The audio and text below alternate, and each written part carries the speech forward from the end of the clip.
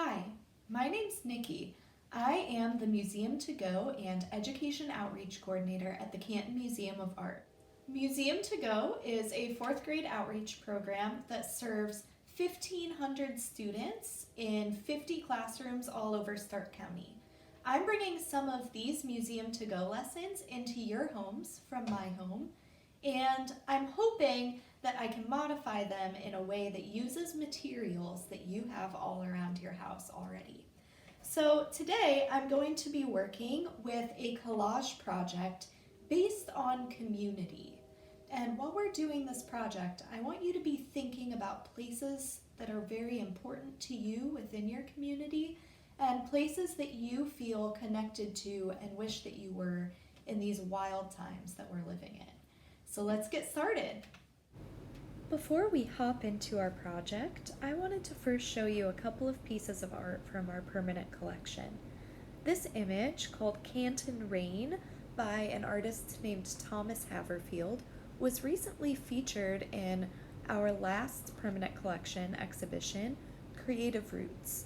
Creative Roots was an exhibition that featured art by all Ohio artists, and when I would show this piece in my Museum to Go classes, and now when I'm showing it to you, I would always ask students, and I will ask you to comment below with your answer, about if they have ever driven through Canton on a rainy day and what they saw. So let me know below. On to the next piece. This next piece, Back and Forth by Darius Stewart, is another watercolor painting that was featured in our Creative Roots exhibition. Darius Stewart is from Cleveland, and while Cleveland's not super far, in Canton we don't usually think about Cleveland as our very own community.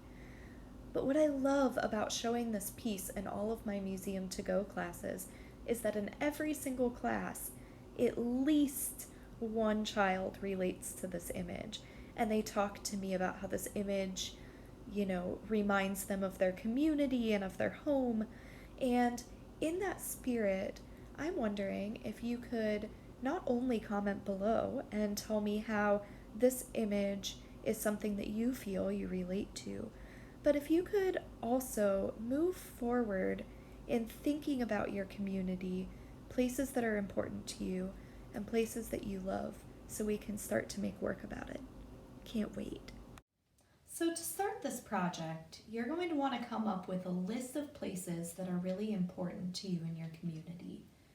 Right now, we're probably all thinking about the places we would love to be, the things that we would love to be doing, maybe ways to get out of our house. So I think that this is a really good time to kind of focus on community and what's important to you. What places do you usually shop? What places do you love to eat?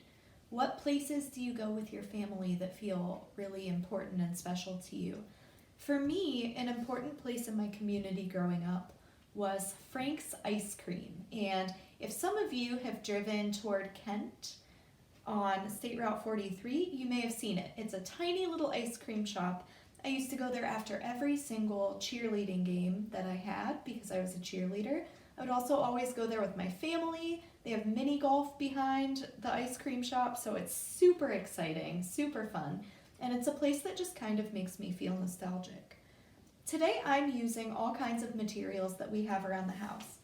I'm using bits of construction paper that are just kind of cut from things that I've done and projects I've done in the past.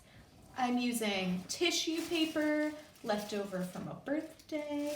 I'm using a Rolling Stone magazine, but maybe you have another magazine somewhere around your house that you could use. You could even use blue painter's tape. The possibilities are really endless. I started with Crayola markers, and I just went ahead and drew an outline of Frank's Ice Cream. Then I started tearing up and cutting up all kinds of different tiny squares of construction paper. All right, let's get these off of here. We can always use things that we have cut for later. I always like to cut a little bit extra because I know I'll always use scraps for something. So like I said, I've already done quite a bit of work here. I started with just the drawing, and now I'm working on my collage. I want my collage to look like a mosaic, and a mosaic is a piece of art made of a bunch of other tiny pieces. I want my art to look like a mosaic because when I'm thinking about my community, I'm thinking about all of the tiny pieces that come together to be one big piece. So, for example, stores and businesses couldn't exist if we didn't shop at them, or if we weren't going to them for goods and services that we need.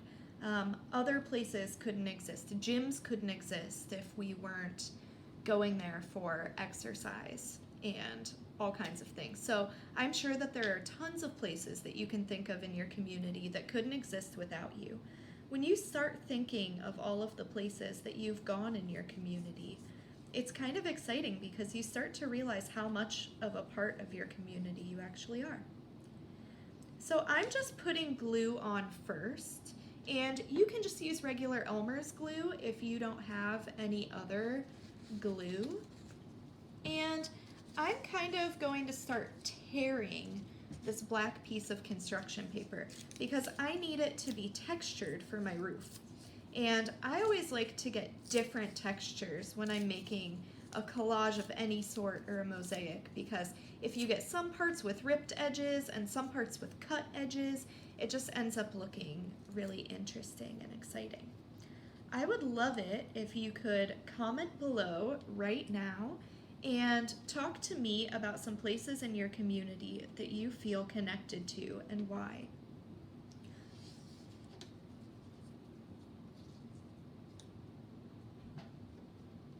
You'll see that I'm just pasting these parts on for the roof.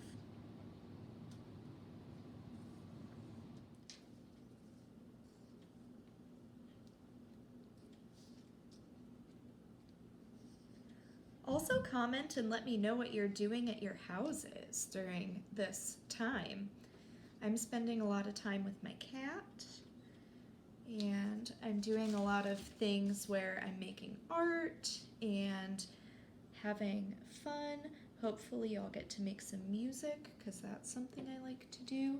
So there are also a lot of positive things about being stuck at your home. You're not necessarily stuck, you just have to find things to do. Oop, that one just popped right off.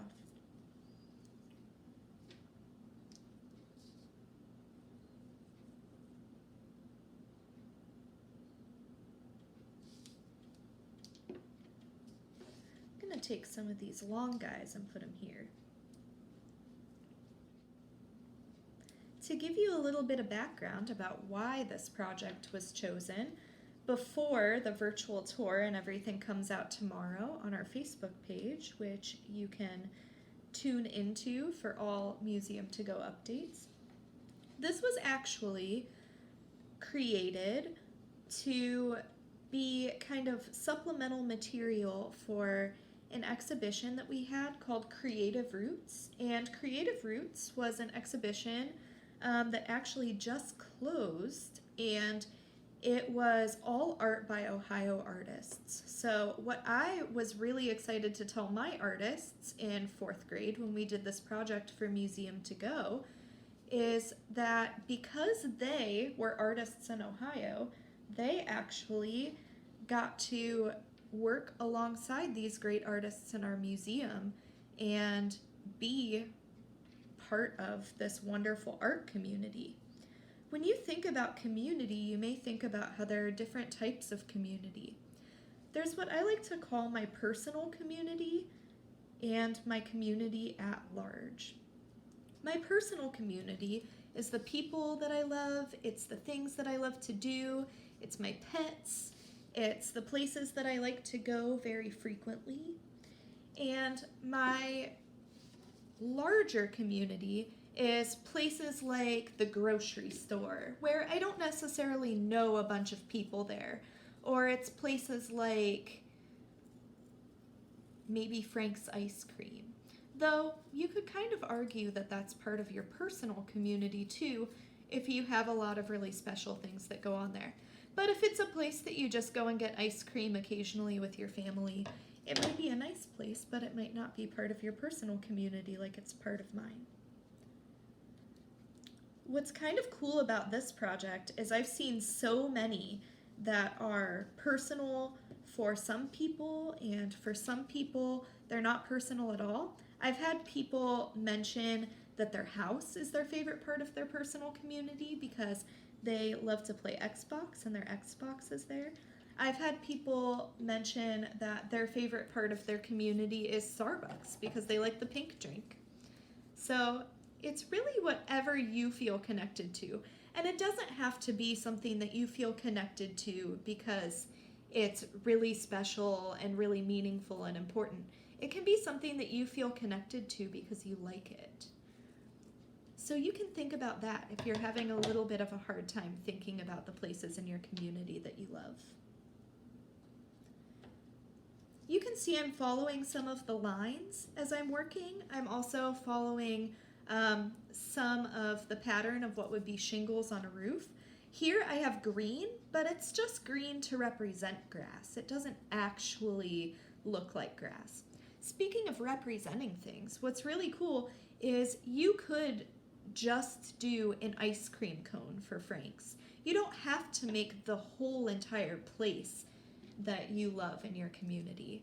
You can do something that represents it. So you could make an ice cream cone. You could make a wheel if you love your favorite bike shop in your community. You could maybe even make a hot dog if you love the ballpark and that's a place where you maybe eat hot dogs in the summertime. There are all kinds of things that you could choose to represent the places in your community that you love. If you could comment below and let me know all of the places that you love in your community and how you would represent them, I think that would be super fun. So I'm just cutting up this magazine, and I'm more cutting it up for texture, and you can rip it up too.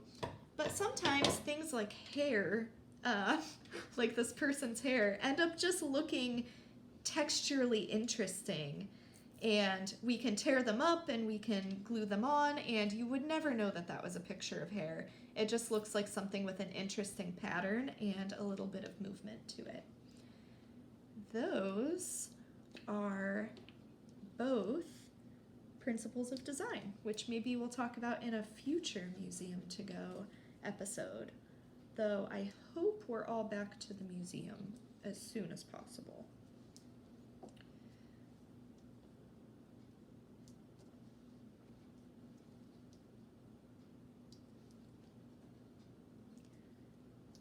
You can see I'm just kind of adding things in as I feel like it. I'm not really paying too much attention to symmetry or too much attention to anything looking perfectly in place. That's something that I also love about mosaics, is you can kind of get away with putting random pieces in places and it just all kind of fits with what it's supposed to look like.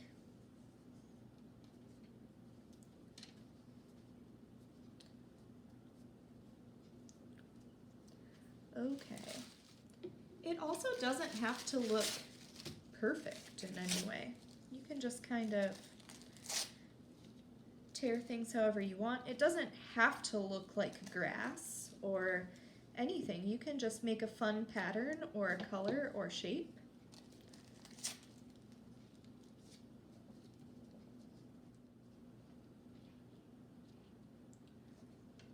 As I'm working on this, I'm kind of transported back to that time when I would go to Frank's after a game and my whole team would be at Frank's, and it would be really exciting because we would all order ice cream and sit together, but it would also be exciting because we worked together the entire day on making sure that a game was really fun and successful, and then we would go and eat ice cream together. And I think that those little memories are little pieces that I like to take with me about my personal community. What are some little pieces of your personal community that you keep close? I'd like to add some blue for the sky.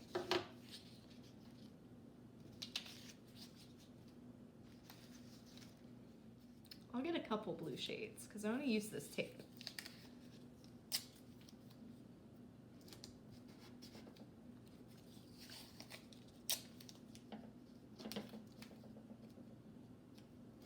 Have you ever seen a mosaic before? Comment below. Let me know where you've seen it.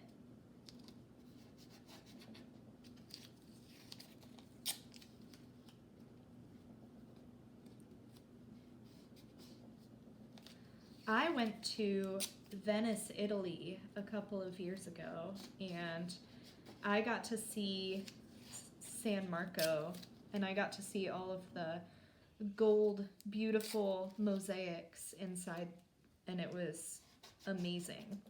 I think that's probably my favorite experience I've ever had with a mosaic.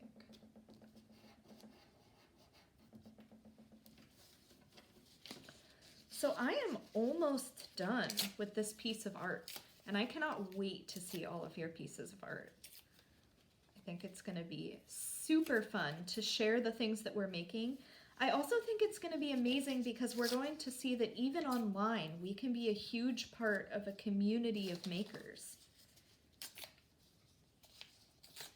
And whether those people are from Ohio, or they're from the museum, or they're from another state or even another country, we can start to look at art that might look like ours. And I think that this will really have some great impacts on making us think about how large our community can actually be. Being online is an amazing resource for community.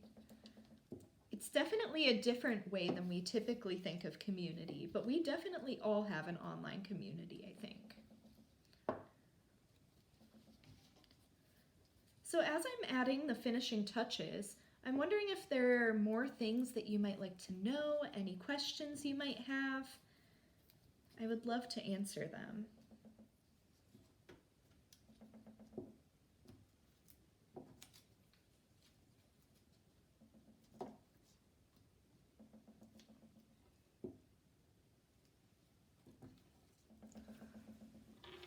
All right, so here is the final piece. I think I could even go back in with some markers if I wanted and make little dots in the sky. Maybe take this even further and explore pattern, texture, color, all those wonderful things that we love about art. Or I could just leave it like this, kind of a loose and large mosaic. You can make a small mosaic, you can make one with just computer paper like I just did. It's really easy to find anything to make a mosaic on. You could even probably make a mosaic on a magazine page or a page of newspaper. So you don't need any great paper, you don't need any amazing materials. You can just use everything that you have at hand, and I think that that's really fun for an art project and for our very first art project. I hope that you're all thinking a bunch about community in this time. Community is something that is really, really important to all of us in all of our lives. But I think it's especially important right now to remember that we are supported by an amazing community.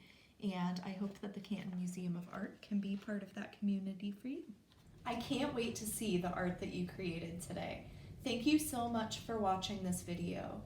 While these are wild times, like I said before, we are working to stay very up to date with the newest information, and we will be coming to you with information in the future regarding when classes are going to start back up, when events are going to be starting back up, when different exhibitions are going to open at the museum, so please stay tuned for all of that information. Please continue to comment on this after the live commenting time. We would love to respond to all of your comments. I would also love it if you could stay updated by checking our Facebook every day. We will be posting all kinds of Museum to Go related things. We'll be posting our virtual tour and a teacher resource packet tomorrow on Thursday, and those will come out every Thursday from here on out. Thank you so much again for watching, and have a wonderful Wednesday, and I will see you next wonderful Wednesday.